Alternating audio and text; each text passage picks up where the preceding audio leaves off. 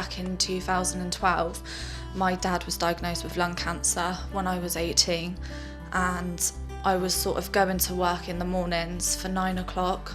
The boss would let me leave sort of around 1ish. I'd come home, pick my mum up, go and visit dad in hospital, then I'd come back again, have tea with Gran, go back to work again, and then finish at 10 and do that day in, day out for a while, until my boss sort of said to me, look Nat, this has got too much, I think we need to give this in.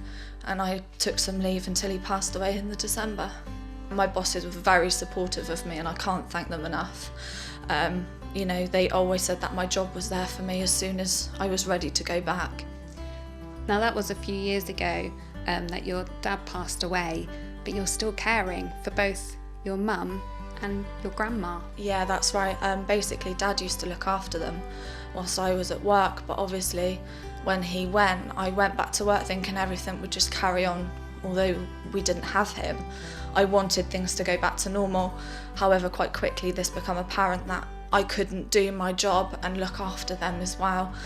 You know, my mum, I never really know when she is going to be okay or when she isn't, or when grandma may or may not have infections. So it's kind of a thing that I could turn up to work one day and everything would be okay, and the next day they'd be on the phone to me all the time, sort of saying, you know, you need to come home, I'm not feeling well. And it just got too much, doing the job and the caring. When your dad became ill with cancer, how much of a responsibility did you take on for his care as well as your mum and your grandma's care? Because I'm imagining when he passed away, did it become such a surprise and a shock to your system about how much of your time, energy, emotional effort, all those kind of things that would be spent caring for others? Yeah, definitely. When Dad went, it was kind of it was a big thing. But like I say, I thought things would go back to normal, but they weren't. I was emotionally and physically drained, and I never really accepted the fact my dad had gone. And I think even to this day now, I still don't believe that he's never going to walk back through the door. And I think taking on the caring role from what my dad done for mum and grandma has made me realise how much he really did do when I was at work all that time. And you know, now also having the baby to juggle in with things, it is difficult, but I wouldn't change it for the world. That's the thing. You've kind of continued with your own life and your own dreams in a sense of having a family whilst you're still caring. How easy, if it is easy at all, to make those decisions for yourself so you're still caring for a little bit of you as well as caring for others? I've kind of never really thought about myself. It's always been about looking after everybody else. I'm very lucky to have such a supportive husband that just sort of takes a back seat, and he realises that I have to put my forward attention to my mum and to my grandma and to the baby, and sort of when we have time for each other, we make time for each other. If we haven't, we just accept that. So I think in that sort of sense, you know, having a family was so important to me, and losing my dad at such a young age, you know, I really didn't want that for my children. So obviously that's why we came to the decision to have our children whilst we were young, to spend as much time as possible with them.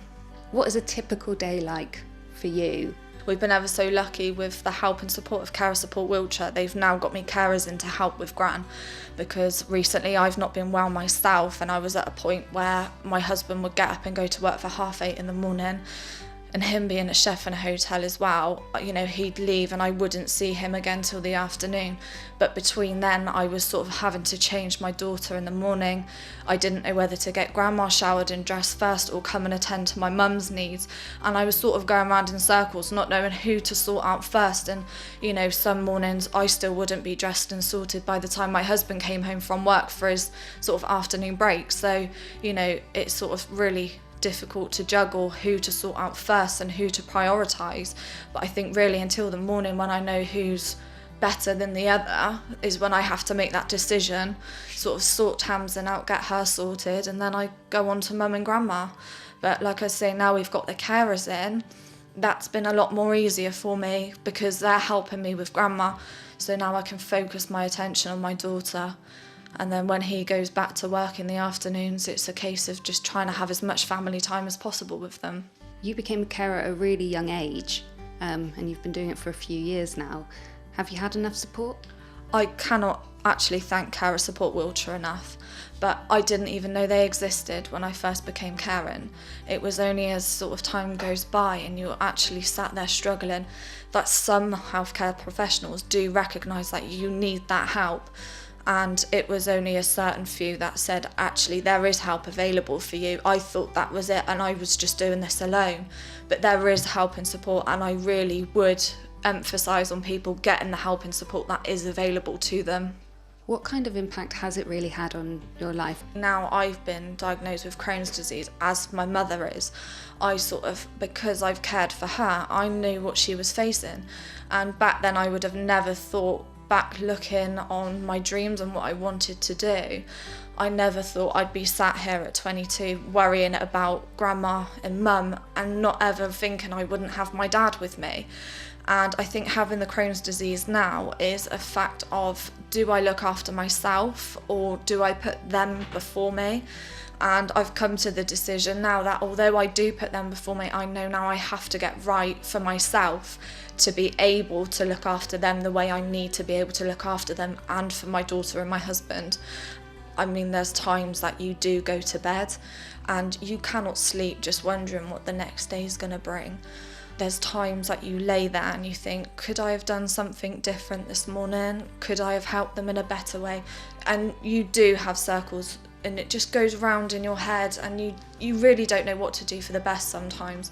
And the sort of impact it has on your life is you feel kind of isolated, in the sense you feel you can't go out and have a social life because these people need you more than you need a social life, and that you have to be there for them all the time. And that goes for night times as well. I mean, some evenings and nights I can be fast asleep, and if it's not my daughter waking up, it could be one of them and shouting at me and saying they need my help. But I've just come to accept that, and I really wouldn't have it any other way.